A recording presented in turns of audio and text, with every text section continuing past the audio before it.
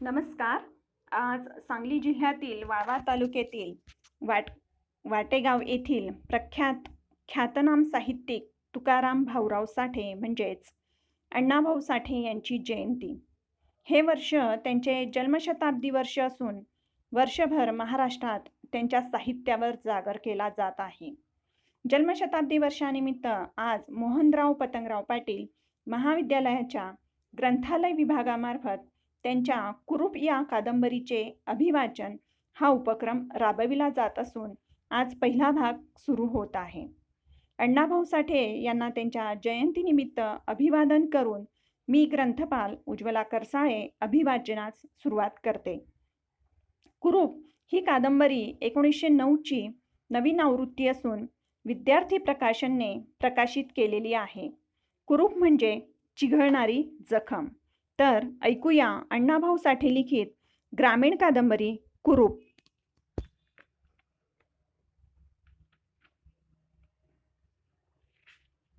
नाना मनवकराचा तमाशा फडात रंग भरीत होता. गावकरी तल्लीन होऊन तमाशा पाहत होते. हलगी कडाडून कडा पाडीत होती. ढोलकं तालाची वळणं घेत होती. तुणतुण आणि झांज यांची गती वाढत होती. नी रेणू साकाळेकरीन तुणतुण्याच्या तारेला कंठ भिडवून गात होती आणि लयबद्ध गिरक्या घेऊन नाचत होती. मोठी मोठी माणसं पुढं बसली. पेट्रोमॅक्सच्या बत्त्या जळत होत्या, परंतु काही लोकांची काळजं धुगधुगत होती. ते लोक पाटील आळीतील दुहीचा विचार करीत होते. जर आज पाटील मंडळींची टाळकी फिरली तर ह्या साऱ्या रंगाचा बेरंग होऊन याच जागी खुनाखून होईल. कित्येक खून होतील, नाहक माणसं मरतील या भीतीनं बरेच लोक दूर थोडं अंतर राखून बसले होते. हाणाहाणीला आरंभ झाला की आपण कोणत्या बोळानं पळ काढायचा याचाही त्यांनी मनात बेत करून ठेवला होता. काहींनी आपापल्या पळायच्या वाटा ठरविल्या होत्या. पुढे बसलेल्या मंडळीत दादा पाटील बसला होता. त्याच्या मांडीवर लोड केलेली बंदूक होती. तो स्वभावानं शांत आणि मन मिळावू होता.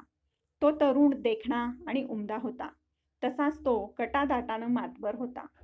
त्याच्या पुढं बाबा पाटील बसून मान डोलवीत होता. हा बाबा पाटील मूळचा अडाणी होता. उर्मट, हेकट म्हणून तो गावात प्रख्यात होता. पण तोही दादा पाटलासारखाच कुबेर होता. त्याला कशाचंच कमी नव्हतं. अर्धी पाटील आळी त्याच्या बाजूला उभी होती. गावच्या पोलीस पाटीलकीची सनद दादा पाटलाकडे का बाबाकडे हा वाद उद्भवला होता. सरकार दरबारात खटले चालू होते आणि गावात वैर धुमसत होते. कधी भडका उडेल याचा नेम नव्हता, परंतु दादा पाटील कलागत टाळीत होता. तो शांत होता, पण त्याच्या त्या शांत हालचालीनेच गाव त्याच्या जबरेत होता आणि बाबा पाटलाच्या त्या उथळ आणि चढेल वर्तनानं गाव त्याला विटला होता. दादा पाटील आणि बाबा पाटील हे स्वभावानं भिन्न होते, पण दौलतीच्या बळानं समान होते. त्यांना काही कमी नव्हतं. आज आबा पाटील दारू पिऊन तर्र झाला होता.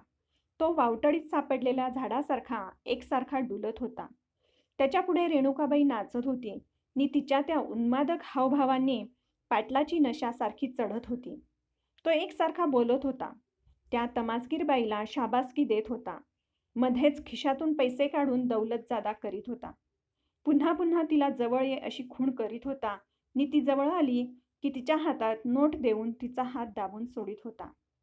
त्यानं हात दाबला की आई ग असं करून ती बेरकी बाई भुरकन निघून जात होती. ते बाबा पाटलाचं वागणं पाहून दादा पाटलाचं डोकं तापत होतं. त्याचा संताप वाढत होता आणि त्याचा तो उग्र चेहरा पाहून आता भडका होणार अशी लोकांची खात्री झाली होती. शेवटी आज गावची जत्रा आहे. नियम मूर्ख माणसाच्या नादी लागून उभ्या गावाचा आनंद मातीला मिळवणं बरं नाही. आपण कुरापत काढली तर क्षणात दंगल वाढेल, हा तमाशा मोडेल, जत्रा उधळली जाईल ने ते सर्व पाप आपल्या माथी मारलं जाईल असा दुसरा विचार करून दादा पाटील चटकन उठला. त्याचवेळी त्याच्या भावकीतले 4 गडी उठले. राजा रामोशी उठला, तलाठी उठला आणि मग ते सर्व दादा पाटलाच्या वाड्यापर्यंत गेले. दादा पाटील फडातून उठून गेला हे पाहून बाबा पाटलांना आनंद झाला. मोकळं रान झालं आणि त्याची जीभ अधिक बडबड करू लागली. दादा पाटील घरी आलेला पाहताच हरणाबाई पाटलेनीचा जीव भांड्यात पडला. मध्यान्ह रात्र होईपर्यंत गावाकडं कान लावून जीव मुठीत घेऊन ती बसली होती. कोणत्या क्षणी गावात मारामारीला आरंभ होईल याची तिला भीती पडली होती. भावकीतील वैराची धग ती जाणून होती. हरणाबाई पाटलीन तरुण होती. देखणी होती नि तशीच ती गुणीही होती. ते दिसताच गावातील आया बाया म्हणत, पोलीस पाटलाची बायको खरंच पाटलीन दिसतीय. का लवकर आलात? हरणाबाईनं उगीच विचारलं. वाईट प्रसंगाला बगल द्यावी म्हणून, पाटील उत्तरला. मला नाही समजलं, ती बोलली. आणि पाटील म्हणाला, पिसाळलेलं कुत्रं चावल्यानंतर त्या कुत्र्याला चावायची आपल्यावर पाळी येऊ नये म्हणून फडातून उठून घरी आलो. बाबा पाटील माणसातून उठला आहे. तो दंगल करील नि गावची जत्रा उधळली जाईल. आलं लक्षात? चांगलं केलं, ती गंभीर होऊन बोलली. ढेलजत परबती हा धिप्पाड नि इमानी चाकर कुऱ्हाड घेऊन बसला होता. पाटील घरी आलेला पाहिल्यावरच त्यानं अंथरुणावर अंग टाकलं आणि वाड्यात सामसूम झाली. परंतु गावात वातावरण तंगच होतं. तमाशा सुरू होता. बाबा पाटील आणि त्याची भावकी पाहुणे बेफाम झाले होते. बाबा पाटील तर मी स्वतःच पोलीस पाटील आहे अशा ऐटीत बोलत होता. तो काय बोलेल याचा नेम नव्हता आणि तो दादा पाटलाविरुद्ध कधी बोलतोय आणि आपण त्याच्या डोकी कधी काठी घालतोय असा विचार दादाचे लोक करीत होते. तशा त्या तंग वातावरणात तमाशाचा रंग फिका पडत होता. माणसांची मनं बुजली होती. ती उठळ झाली होती. कित्येक गावकरी मनातल्या मनात बाबा पाटलाला इरसाल शिवी देत होते. रात सरकत होती. गॅस बत्त्यांचं वारं कमी होऊन त्या भडकत होत्या. काही डोळे झाकून उघडत होत्या तर काही फुसफुसत होत्या आणि दगडू पवार उठून त्यांना वारं मारून जाग करीत होता. पहिला कोंबडा आरवला नि बाबा पाटील रानू कोळ्याला मोठ्यानं म्हणाला, ए कोळी, घराकडे जा आणि तमासगिरांच्या न्याहारीची व्यवस्था कर. चहा, चपात्या, अंडी आणि ये लेका आमची दुसरी बी सोय कर. पळ. पळ म्हणताच कोळी अंधारात गडप झाला. रेणू साकारणे करीन दमली होती, परंतु ती आपल्याच हालचालीत खंड पडू देत नव्हती. ती पहाटेची वाट पाहत होती आणि बाबा पाटील तिच्याविषयी भलताच विचार करीत होता. तो मनात म्हणत होता, हे पाखरू एवढ्या माणसातनं कसं उडवता येईल. मात्र ते आज उडवलंच पाहिजे. उद्या हे हाती लागणार नाही, भुरकन उडून जाईल. दादा पाटील तिची बिदागी देईल, गाडी झुंपून देईल आणि ही नखरेदार बाई या गावातून सलामत जाईल. मग त्यात आपलं काय राहिलं? हाताला हात भिडवून या बाईनं जाणं म्हणजे आपला तो अपमान आहे. पूर्वेला लाली आली. आकाशाची किनार उजळली. हळूहळू रात रेटली जाऊ लागली. नवे वारे वाहू लागले. नवा तजेला क्षितिजावर दिसू लागला. दारादारात असलेल्या खुराड्यात कोंबडे बांग देऊ लागले. चला, न्याहारी तयार झाली, कोळीबाबांच्या कानात बोलला आणि सर्व लोकांना उद्देशून म्हणाला. आता तमाशा मोडा, घरी भरानं परत उभा करू. चहा पाणी होऊ द्या गरीबाचं. आणि हुई करून तो उठला. माणसं उठून आपापल्या घराकडे पांगली. नि रेणुका ठुमकत ठुमकत बाबाजवळ जाऊन मुरून उभी राहिली. तेव्हा पाटलाला भलताच आनंद झाला होता. भले रेणुका, आज रंग भरलास. आमचा आत्मा थंडगार झाला असं म्हणून घोड्याच्या पाठीवर थाप मारावी तशी एक जोरदार थाप तिच्या पाठीवर मारली. त्या थापेनं तिच्या डोकीत झिंझिण्या आल्या, पण ती काहीच बोलली नाही. ती त्याच्यापासून चालू लागली. आणि हा माणूस गावात एक नंबरचा आडदांड आहे, याला डोकं नाही, हा नुसता रानटी आहे, याच्यापासून कधी कसला प्रसंग उद्भवेल याचा नेम नाही, असा विचार करीत ती वाड्यात गेली. वाड्यात सर्व तयारी झाली होती. चाकरांनी घाई करून तमासगिरांना न्याहारी वाढली. बाबा पाटील रेणूचा विचार करीत होता, पण घर पाहुण्यांनी भरले होते. चाकर नोकर हालत होते. शिवाय तमाशाची हौशी मंडळी अंगणात येऊन तमाशा कधी सुरू होतोय याची वाट पाहत होती. त्यामुळं पाटलांचा नाईलाज झाला आणि सूर्योदय झाला. कोवळी सोनेरी किरणं गावावर उतरली. रात्रभर अंधाराच्या पोटात गप्प झालेली सृष्टी बाहेर पडली. चला, पाराखाली तमाशा उभा करा, बाबा पाटील बोलला. सर्व लोक उठले आणि बाहेर पडण्यापूर्वी तो भरपूर दारू प्याला.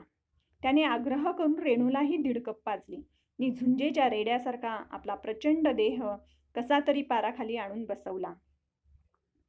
पुन्हा तमाशा सुरू झाला. आता रात्र नव्हती, दिवस होता. त्यामुळे लोक निर्भय होते. परंतु जोड्यातील खड्याप्रमाणे त्यांना बाबा पाटलाचे अस्तित्व जाणवत होते. पण पाटलाला सर्व गाव मुंगीच्या आकाराचे भासत होते.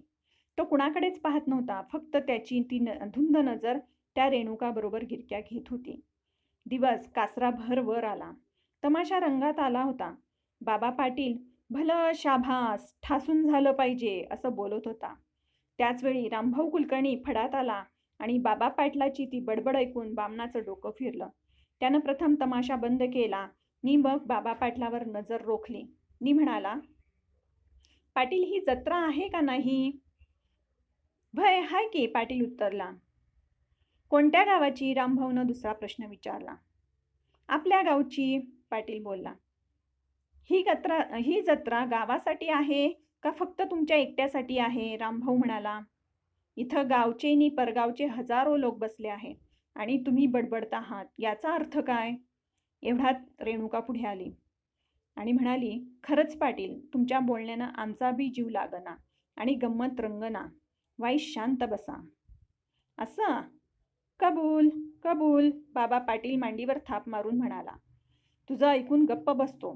चल, हे 5 रुपये घे आणि एक गिरकी मार. रेणुकानं ती नोट घेतली. ती पुन्हा फडात गेली. जाता जाता तिनं पाठीवरचा पदर पुढे ओढला. फडात एक गिरकी घेतली आणि तुंतुण्याचा सूर कानात घेऊन तिने एक लावणी सुरू केली. माझ्या हातावर हात राया मारा, अन बाई मला नथ सरजाची करा आणि नथ सरजाची करा. या वाक्याच्या शेवटावर तिनं एक सुंदर गिरकी मारली. पाठीवरचा पदर दोन्ही हातांनी डोकीवर उंचावून धरला आणि शीड उभारून निघालेल्या नावेप्रमाणे ती डोलू लागली. तेव्हा लोक संतुष्ट झाले. बाबा पाटील बेभान झाला नि ओरडला, भलं, याचं नाव मुरका, नथच ना, घेऊन जा. दुपारी तमाशा मांडला. कुस्त्यांच्या फडाची तयारी झाली. पैलवान लोकांनी आळोखे पिळोखे देऊन आपापली हाडं सैल करून आता दुसऱ्या पैलवानाची हाडं कशी सैल करायची याचा विचार केला आणि माणसं 4 घास पोटात रेटून कुस्तीच्या फडात रेटारेटी करू लागली. बाबा पाटील कुस्तीच्या फडाकडं गेलाच नाही. तो रेणुका भोवती घुटमळत होता. घरात पाहुणं त्याची वाट पाहत आहेत त्याची आठवण होऊन तो म्हणाला, रेणुका, आता जायची घाई करू न ग. एक रात राहा आणि सकाळी सर्जाची नथ ह्या तुझ्या देखण्या नाकात अडकवूनच जा. ती हसली, म्हणाली, बरं तर मग बघू. तुम्ही कुस्त्या बघाय जा, आम्ही हाय. कुस्त्या? छा छा, त्यात काय बघायचं हाय? बाबा पाटील तिच्यावर बोट रोखून म्हणाला, असा तुझ्यावानी पैलवान सोडून ते वावरात लोळणारं पैलवान मी बघणार नाही. असं म्हणून तो हसला आणि वाईच घराकडे जाऊन येतो असं म्हणून ढेंगा टाकीत निघून गेला. तेव्हा रेणुका गंभीर झाली होती. ती आपल्या साथीदाराला म्हणाली, ह्यो माणूस नव रानगट हाय, आता आपण लवकर निघूया. मग सारी तयारी कवाच झाली. गणबा सुरत्या म्हणाला, गाडी जुंपून माणसं तुझी वाट बघत्यात. मग आता थांबायचं नाही, चला. असं म्हणून ती झपाट्यानं जाऊन सरळ गाडीत बसली.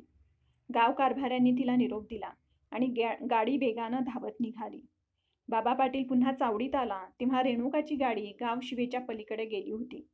रेणुका गेली हे समजताच त्याचं डोकं भणभणलं. तो भयंकर संतापला. त्याला काही सुचेनासं झालं नि ती कशी निघून गेली याचा तो विचार करू लागला. मला रेणुकेनं फसवलं नाही. मला दादा पाटील आणि त्याचे लोक यांनी तोंड घशी पाडलं. या विचारानं त्याच्या काळजात एक कुरूप केलं आणि तो वेडापिसा होऊन गावात फिरला. रेणुका खरंच गेली का याची चौकशी करून मग तो कुस्त्यांच्या फडाकडे गेला. फडात गावचा एक कारभारी पांडू डिसला माणसं बसवत होता. त्याला बाबा पाटलानं तीक्ष्ण सुरात विचारलं, तमासवाली माणसं कुठं हाय ती? ती गेली कवाच, डिसला उत्तरला. कोणी पाठवली? बाबानं विचारलं. गावानं आणली तशी गावानंच ती परत पाठवली. मी मगाशीच तेसनी गाड्यात बसून आलो, डिसला म्हणाला. ती माणसं आज वस्तीला माझ्या वाड्यात राहणार होती, बाबा पाटील संतापून म्हणाला. आज जाणार नाही, वस्ती करणार असं रेणुकाने कबूल केलं होतं. ती जाणार नाही असं मला काही सपान पडलं नव्हतं, पांडू डिसला चिडून बोलला. सपान पडलं नाही असं म्हणून बाबा पाटलानं पांडूच्या कानशिलात खाडकन तडाखा दिला आणि क्षणात हाहाकार उडाला. बाबा पाटलावर मुरकंड पडली होती. त्याच्यावर काठीचा पाऊस पडत होता आणि त्याची भावकी एका बाजूला दिसेल त्याला झोडपीत होती. त्या दंगलीनं गाव दणाणलं. परगावची माणसं दिसेल तिकडं त्या वाटेनं घर जवळ करू लागली. फडात कुस्ती खेळणारे पैलवान आपापली धडूतं काखेत मारून उघडे बंब पडू लागले. कित्येक लोक रक्तबंबाळ झाले. अनेक डोकी फुटली. पण गावचा चोर दांडगा होता. त्यापुढं बाबा पाटलाच्या आळीचं काहीच चाललं नाही. त्यांनी माघार घेतली आणि दंगल जत्रा उधळून शांत झाली. दादा पाटील चावडीत आला तेव्हा सर्व गाव चावडीपुढं जमलं. आज दादा पाटलानं रुद्रावतार धारण केला होता. शांत माणूस, पण आज तो निखाऱ्यासारखा धगधगत होता. तो गावाला उद्देशून म्हणाला, सोन्यासारखी गाव जत्रा मातीला मिळवून आज या बाबा पाटलानं कहर केला आहे. हा माणूस या गावच्या काळजात कुरूप होऊन बसला आहे. याचा बंदोबस्त करा, नाहीतर हा दिवसाढवळ्या तुमच्या घरात शिरून तुमची अब्रू घेईल. खरं हाय असं सर्व लोक एकदम बोलले आणि बाबा पाटलाच्या त्या मूर्खपणाचा विचार करीत घरी गेले. सर्वांना वाईट वाटले होते. ती दंगल, ती लढाई तात्पुरती शांत झाली होती, परंतु तिचा शेवट झाला नव्हता. ती तेवढ्यापुरती तहकूब झाली आणि त्या लढाईचा शेवट अजून पुढंच होता. तो येत होता, तो वाट चालत होता. जत्रेत झालेल्या दंगलीनं बोरगावात जी कटुता उद्भवली होती ती आता किंचित निवळली होती. सुगी सरली होती. शेतकरी सुखावला होता. त्याच्या शेतसरीनं त्याला सुखाचा दिवस दाखवला होता. त्याच्या मापाचं फळ त्याच्या पदरात पडलं होतं. त्यामुळं त्याच्या गंभीर चेहऱ्यावर आनंद दिसत होता. गालावर हास्याची रेषा उमटली होती. याच दरम्यान भारताच्या सीमेवर पाकिस्ताननं आक्रमण आरंभलं होतं. 600 पॅटर्न रणगाडे रणात लोटून ते 2 दिवसात दिल्ली सर करू अशा निर्धारानं दिल्लीच्या दरम्यान दौडत होते आणि भारतीय सैनिक निर्भय होऊन पाक रणगाडे अडवत होते. जीवावर उदार होऊन ते रणगाडे अडवित होते आणि लोकांना बडवीत होते. देवळाच्या पायरीवर नारळ फोडावे तसे ते पाक रणगाडे फोडीत होते आणि आपल्या देशासाठी झटून कटून रणांगणावर देह ठेवीत होते. त्या घटनेनं सारा भारत खडबडून उठला होता. लोक संरक्षण निधी जमवित होते. बोरगावातही दादा पाटील, रामभाऊ कुलकर्णी यांनी संरक्षण निधी जमवायला आरंभ केला होता. दादा पाटील चावडीत बसला होता आणि गावकरी येऊन घरटी 1 रुपया देऊन नाथा तलाठ्याकडून पावती घेऊन जात होते. चावडी पुढं रीग लागली होती. नाथानं पानाचा तोबरा भरला होता, त्यामुळे त्याला बोलता येत नव्हते. तो मुक्याप्रमाणे खुणा करून नाव विचारित होता. ज्याचं नाव माहीत होतं ते गुमान लिहून पावती देत होता. ती नाथाची अवस्था पाहून दादा पाटील म्हणाला, नाथा, बाहेर जाऊन तोंड रिकामं करून ये, नाहीतर ते तोंडातील पान गिळून लोकांशी सरळ बोल. अरे हे काय वाचा असून तू मुक्याप्रमाणे खुणा करीत आहेस? हे ऐकून नाथा हसत बाहेर पळाला आणि तोंडातील पान थुंकून आला आणि आपलं काम करू लागला. थोड्या वेळानं बाबा पाटील चावडीत येऊन नाथा शेजारीच ऐटीत बसला. त्यानं आपल्या पल्लेदार मिशांना पीळ भरला होता. डोकीला मोठं पागोटं बांधलं होतं. त्याचा काळा रुंद चेहरा आणि धारदार नाक यामुळे उग्र भासत होता. तो म्हणाला, नाथा, काय भानगड हाय? म्हणजे राजाला दिवाळी माहीतच नाही म्हणायची? नाथा पावत्या लिहित हसत म्हणाला, अहो, लढाई सुरू झाली आहे. बोला, तुम्ही किती मदत करणार या संरक्षण निधीला? 1 बी पै देणार नाही. बाबा पाटील नकारार्थी मान हलवीत म्हणाला, मी येडा नाही. अहो, तुम्ही त्या तमासवाल्या रेणुकाला तर नथच करून देणार होता की? नाथा हसत म्हणाला, ती नथ न घेता पळाली आणि आम्ही मागत असता संरक्षण निधी नाही म्हणता? हे बघ, ती तमाशावाली भती, ती खरी भती. बाबा म्हणाला, पर ही लढाई खरी नाही. अरे वेड्या, कुठली लढाई नि कुठलं काय? म्हणजे सर्व खोटच का? नाथानं आश्चर्यानं विचारलं. म्हणजे असं हाय, सुगही सांगती मुग दिला आणि भागाई जाती मरायला, असं तुमचं झालंय. बाबा पाटील नाथाची क्यू करीत म्हणाला, अरे उगाच तुम्ही धडपडताय. म्हणजे पाटील, तुमचं हे प्रचंड तत्वज्ञान माझ्या टाळक्यात शिरलं नाही. सरळ सांगा की. नाथा हसला. म्हणजे सरकारची सुगही पेपराच्या मूग दिला सांगतीय की लढाई सुरू झाली आणि तुम्ही ते पेपराचं ऐकून भागाईवाणी मरायला जाताय. अरे कशा काही लोकांनी लुबाडताय? मला एक वाडा बांधायचा आहे. नाथा बोलला आणि बाबा भडकला. म्हणाला, लेका, लोकांनी लुटून वाडा बांधला असं तुला म्हणायचं आहे काय? मी तसं कशाला म्हणू? नाथा तिखट सुरात उत्तरला. मग लेका, बोलता बोलता चिमटं घेतोस, हे बरं नाही. बाबा पाटील म्हणाला, कोंबड्याच्या पिल्लावानी तुझा जीव हाय हे इसरू नक, सरळ बोलत जा.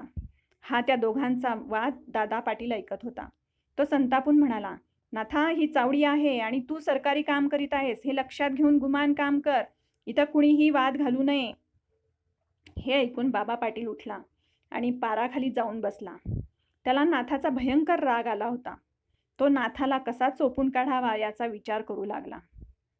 का बसलाय वाड्यात? धामणीचं 3 पाहुणं आल्या ती. चला. न्यानू कोळी पळत येऊन म्हणाला आणि पाहुणं आलं, चल, असं बोलून तो गडबडीनं घराकडं निघाला. चालता चालता म्हणाला, देण्या 2-4 बाटल्याची व्यवस्था कर जा लवकर. पाहुण्याला पाहुणं भेटलं. आनंद झाला. ते पाहुणं म्हणजे बाबा पाटलाचे दोस्त होते आणि तेही त्याच्यासारखेच होते.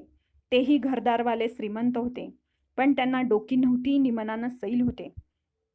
ते दारू प्यायला आणि मांस खायला असे अधूनमधून बाबाकडे येत असत. नि आले की 2 दिवस राहून भरपूर दारू ढोसून मांस दाबून मगच जात होते. आताही ते तेवढ्यासाठीच आले होते. ध्यानूनं बाटल्या पुढे ठेवल्या नि पाहुणे सरळ बसले. त्यांनी दमादमानं त्या 3 बाटल्यांचा समाचार घेतला. सर्वांची डोकी तर्र झाली. बाबा पाटील म्हणाला, बोला पाहुणं, काय जेवायचं? काय तुम्ही वाढाल ते, एक पाहुणा बोलला. आणि बाबा पाटील उठला. बसा, मी जेवणाची व्यवस्था करतो, असं म्हणून तो बाहेर पडला. उन्हाची धग वाढत होती. गावात सामसूम होती. कामाची माणसं रानात गेली होती. ज्यांना कामं नव्हती ते गावात आपापल्या घरात होते. सिरपा नांगरा आपल्या सोप्यात निवांत बसला होता. त्यानं अंगातली पैरण काढून ती दूर ठेवली होती. त्या समोरच्या खांबाला त्याची 2 ताणबाज बोकडं बांधली होती. ती ताजी निरगदार बोकडं रवंथ करीत होती. काय नांगर बसलाय? बाबा पाटलानं सोफ्यात येऊन एका खांबाला टेकून बसत नि बोकड निरखीत विचारलं. बाबा पाटील अचानक आलेला पाहून नांगर तुमचटला. ही पीडा का बरं आली असावी असा भाव त्याच्या चेहऱ्यावर स्पष्ट झाला आणि म्हणाला, काय पाटील, काय येणं केलं? वाईच महत्वाचं काम होतं म्हणून आलूया. बाबा बोलला, महत्वाचं काम नि माझ्याकडं? नांगरा अधिक पेचात पडला. व्हय तुमच्याकडं पाटील. सरळ बोलला, बसला. मग सांगा की, नांगरा बोलला. घरात पाहुणं आल्या ती आणि तेसनी बकरं चारायचं हाय. बाबा पाटील पुन्हा त्या 2 बोकडांकडे पाहत म्हणाला, तवा ही 2 बोकडं मला द्या. तो खुलासा ऐकून नांगरा गंभीर झाला. आता काय बोलायचं याचा विचार करून म्हणाला, माझी बोकडं इकायची नाही ती. इकायची नाही ती? तर का नांगराला झुकणार आहेस का? बाबांना 10 का बाजारात विचारलं. बोकडं का कोण अवताला झुमतं? नांगरा नरमाईनं म्हणाला, म्या ती हौसेनं पाळल्या ती. आव, असं का आडवा बोलताय? बाबा पाटील नाक फेंदरून म्हणाला, घरात पाहुणं आल्या ती तेव्हा तुम्ही मला कमीपणा देऊ नका. आपली किंमत बोला, मी फुकट मागत नाही. सांगा किंमत. किंमत तुम्हासनी परवडणार नाही, नांगरा म्हणाला. दुसरी बोकडं बघा. हो, सरळ बोलावं माणसानं. किंमत परवडणार नाही म्हणजे काय? बाबा पाटील म्हणाला, काय घेणार ते बोला आणि बोकडं देऊन वाड्यात येऊन रक्कम घेऊन जावा. एवढं घेणार? नांगऱ्यानं एक बोट दाखवलं. एक म्हणजे 100 रुपये? पाटलानं भुवया चढून विचारलं. व्हय 100. नांगरा तंबाखूची चिमट दाढेला धरून बोलला. म्हणजे हे 100 रुपये एकाचं? बाबा पाटील जवळजवळ किंचाळला. नाही बरं, तसं मी वावगं बोलणार नाही. नांगरा म्हणाला, दोन्हीचं 100 रुपये. आणानी घेऊन जावा. आता मोहरं बोलूच नका. 2 बोकडांचं 100 रुपये? पाटील आश्चर्यानं म्हणाला. अव नांगर, 100 रुपये दिलं म्हणजे म्हैस येतीया. मग म्हैस घ्या, बोकडाच्या नादाला का लागताय? नांगऱ्यानं सहज विचारलं आणि बाबा पाटील म्हणाला, म्हणजे मी बोकडाच्या नादाला लागू नये, म्या म्हैस घेऊन ती कापून टाकावी असं तुमचं म्हणणं आहे काय? सांगा बरं.